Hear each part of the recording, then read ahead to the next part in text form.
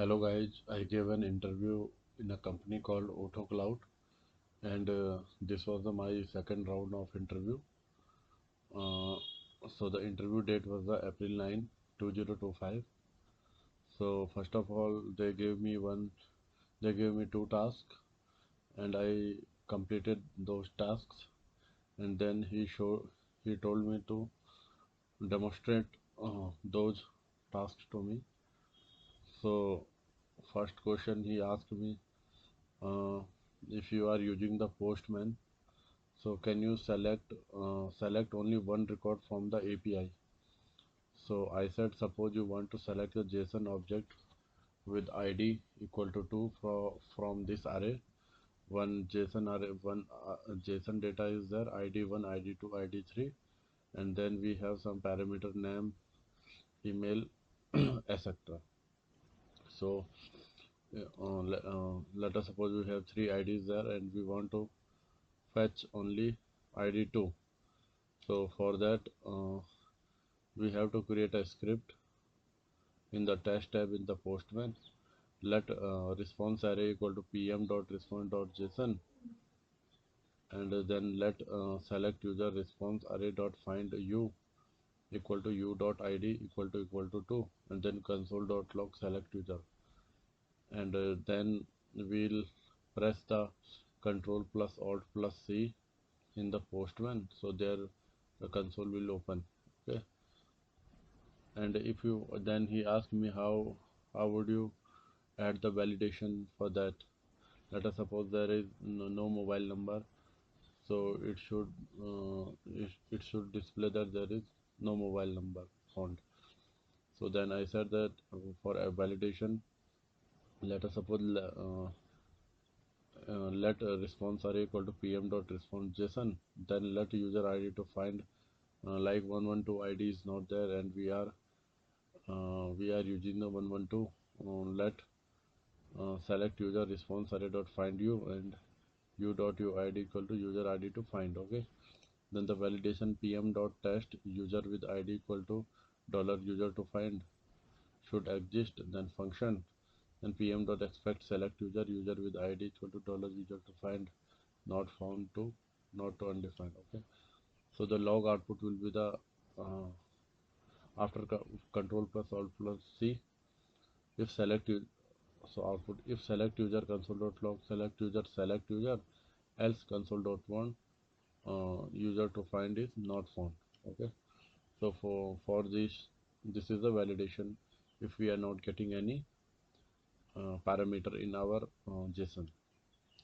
So then they asked me, you have a table um, called the users, and it has the column name is the ID, name, and email, and you have to add the mobile number there. So in the user.php, I just add the empty dollar mobile here, and also I add one function dollar stmt bind param mobile, and then dollar mobile. Okay, then we were using the http response code to 201, so user created successfully, and in the catch block we'll use the http response code 500, so database error. Okay, and also in the update user we have to create the dollar mobile. Okay, similar to in the user.php, and here we will use the 404 if user not found. Okay, so using these things we can add the mobile number. Then he asked me in the Postman that what is a get request. So I said that a get request is one of the most commonly used http methods used to retrieve data from a server via an API. So when a client like the Postman or a browser sends a request to an API endpoint, it asks the server to return a specific resource or information such as user details, product list, or setting. So get requests are read-only operation and do not modify any data on the server. Then he asked me what is the post request in Postman. So a post request is used to send data to an API to create something new on the server. So for example, you use post to add a new user and submit a form or upload a file. Then he asked me the put request in the Postman. So I said a put request is a used to update existing data on the server. It usually replaces the entire resource with new data. Then he asked me the patch request in Postman. So I said a patch request is used to partially update existing data on the server. So unlike put, it only changes the specific field you send. Then he asked me the a delete request. So delete request in Postman. So I said a delete request is used to remove data from the server. It deletes a specific resource like a user or a record permanently. Okay, so this was all about my task. Then he asked me is set function in PHP. So the set function in PHP is used to check if a variable is set and is not null. For example, the basic usage, let us suppose we have a variable hello and we are using the if statement. If is set variable is set, else variable is not set. So output will be the variable is set. Let us suppose we are using null. So dollar variable equal to null, and if is set variable echo set, else echo not set. So it will return the not set. Then multiple variables. Let us suppose we have two variable dollar a hello, dollar b word, and if is set dollar a dollar b, each both are sets. So the output will be the both are sets. So common uses in array, dollar data is equal to name equal to Chandra. Then if is set dollar data equal to name, echo data name, so it will return the Chandra. Then he asked me the SQL question. He asked me the left join and right join. So I said in left join return all rows from the left table and the matched row from the right table. If there is no match, null value are returned for column from the right table. So query for that is the select employee ID as employee ID, employee name as employee name, departments dot department name as department from employee. Then left join departments on employees dot department ID equal to department ID. Then the right join is returns all rows from the right table and matched row from the left table. If there is no match, null value are returned for the column from the left table. So the query for right join is select employee ID, employee dot name, department or department name from employees to. So left outer join return all rows from the left table and the matched row from the right table. Okay.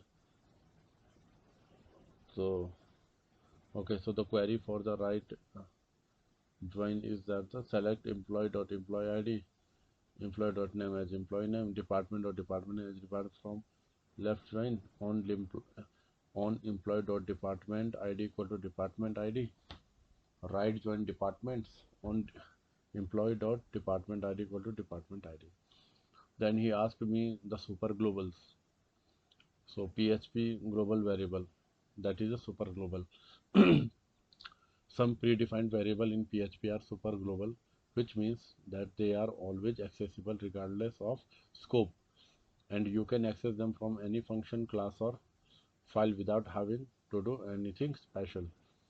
So then he asked me, can you suggest me some super global in PHP, super global variables in PHP? So I said that dollar global, dollar underscore server, dollar underscore request, dollar underscore post, dollar underscore get, dollar underscore files, dollar underscore env, dollar underscore cookie, dollar in underscore session.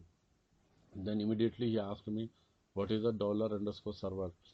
So I said dollar underscore server is a PHP super global variable which holds information about the headers, paths and script locations. So for example, echo dollar the server and inside that PHP self. Also we can use the server underscore name http.post, http.referrer, http underscore user.agent, script underscore name. And the last question he asked me the what is the HTTP response. So he asked me, can you suggest me some HTTP response? So I said, yeah, if code is 200, so meaning is okay, request was successful, and the server returned the data. So even I have used this this code in our project.